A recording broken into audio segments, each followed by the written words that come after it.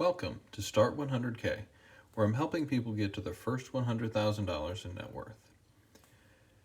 All right, so today I'm going to talk about investing your first $1,000.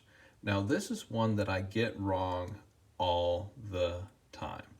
And the reason why I say that is because I can never straight out answer where should you answer or where should you invest $1,000.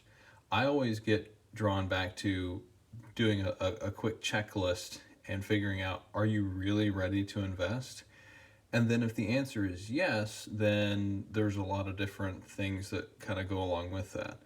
And this is also a really critical part of people's lives. So whenever you go from I'm just trying to survive to hey, I've got a little bit of cash and I want to invest it, that's super cool. Like that's a great point to be at, but that's also really dangerous because we start looking at, well, I want to get more returns, and maybe we start kind of chasing, whatever what's going to give us the highest rate of return, things like that, and that can be really dangerous and end up actually losing money in the long term. So that's not really what we want to do. So before we get started, just remember, this is not tax, legal, or investment advice. Your individual situation is going to be different than somebody else's, so always seek professional advice. And please share, comment, and subscribe. Please join the Facebook group, Facebook page. I'm trying to be a little bit more active there and grow the community. So, all right, let's go ahead and get started. So, all right, so let's say you're wanting to get started, and you've got $1,000.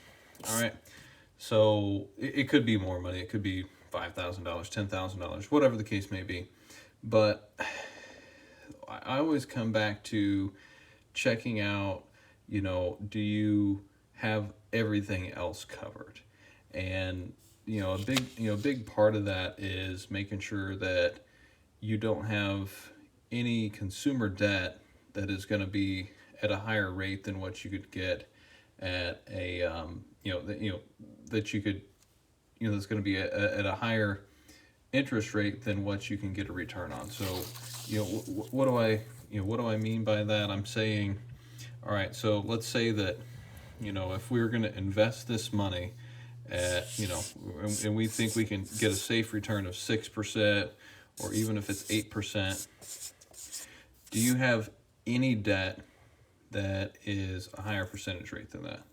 And pretty much the only thing that that I would really say is okay below that is maybe a mortgage, home equity line of credit, something like that.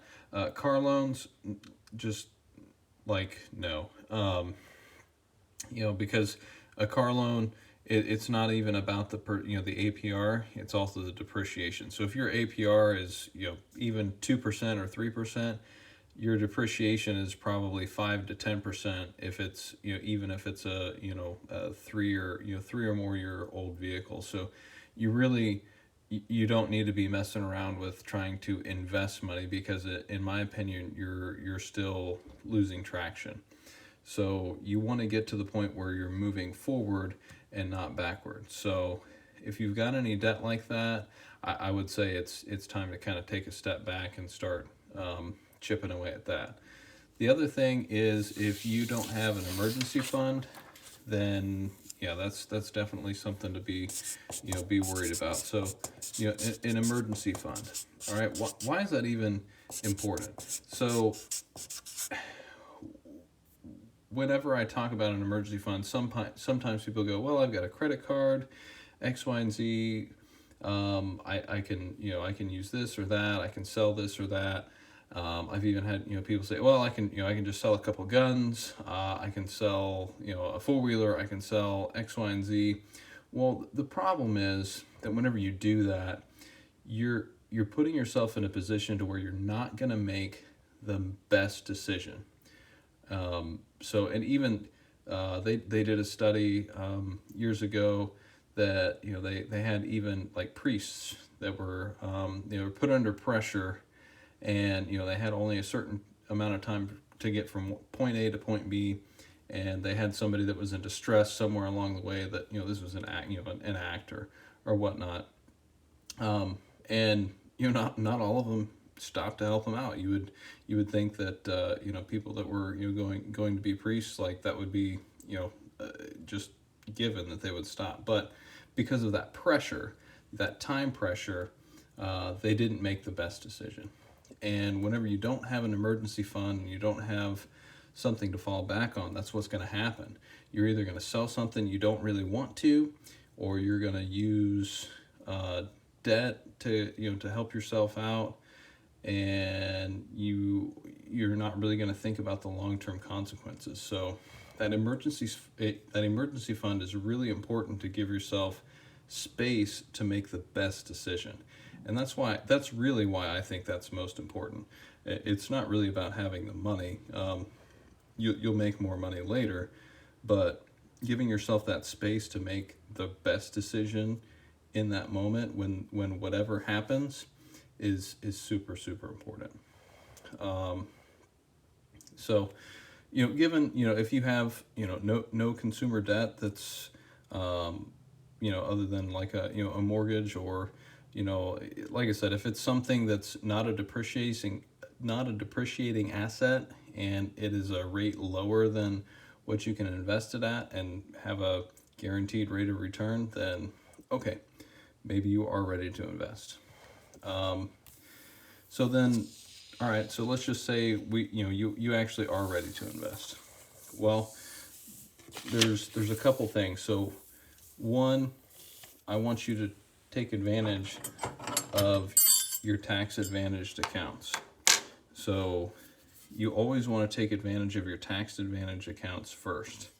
Now, if you're investing for something short term, I would say you don't really need to be investing at all.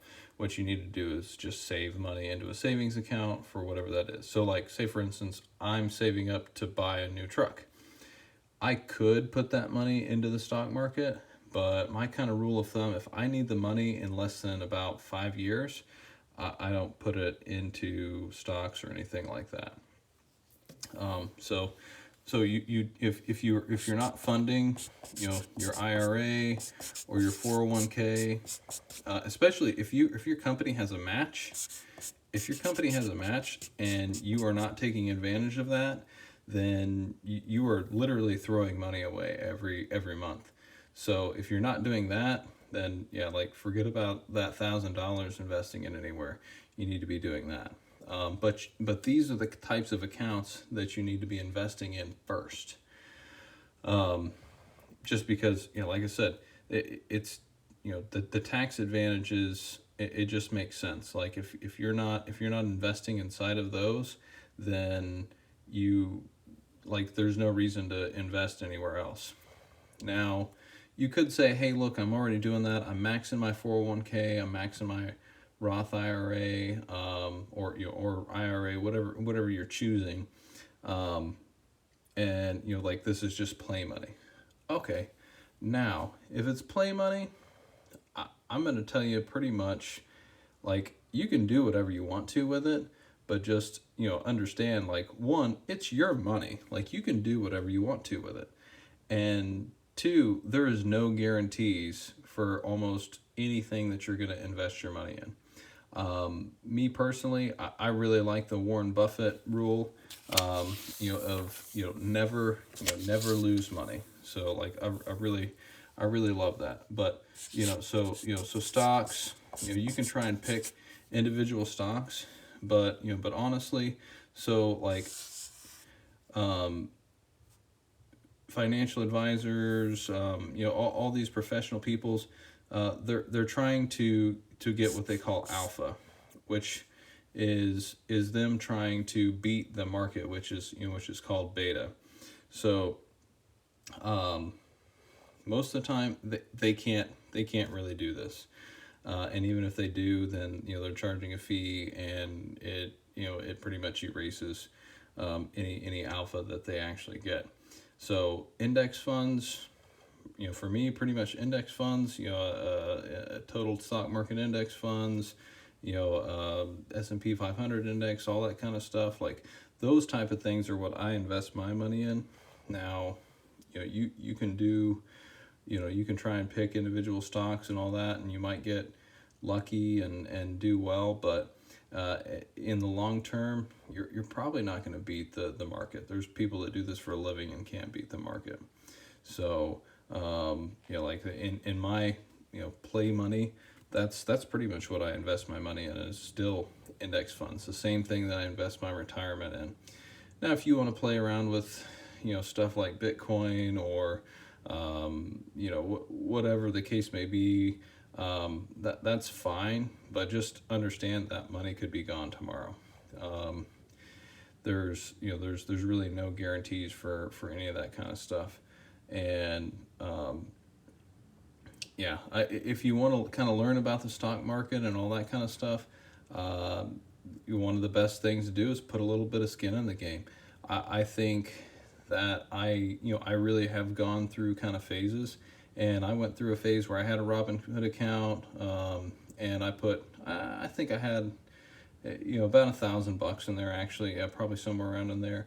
And at the end of the day, I was just, I just felt like I was spending a whole lot of time, and then I was watching my Roth IRA, which was just, invested and just left there in index funds, and it was doing better than what I was picking. And I was spending quite a bit of time kind of looking at different stocks, and I'd read a lot of books and all that kind of stuff and trying to do different strategies. And it just, I kind of found that, there's a lot of books written about you can't beat the index. And I kind of found that to be true. Now, maybe that was a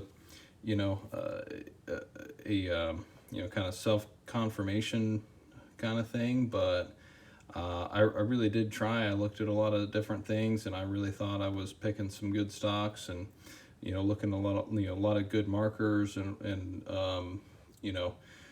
price to earnings ratio, all that, looking at like, oh, this is undervalued, but at least in the short term, like I couldn't do anything to beat that, beat the overall market. So, yeah.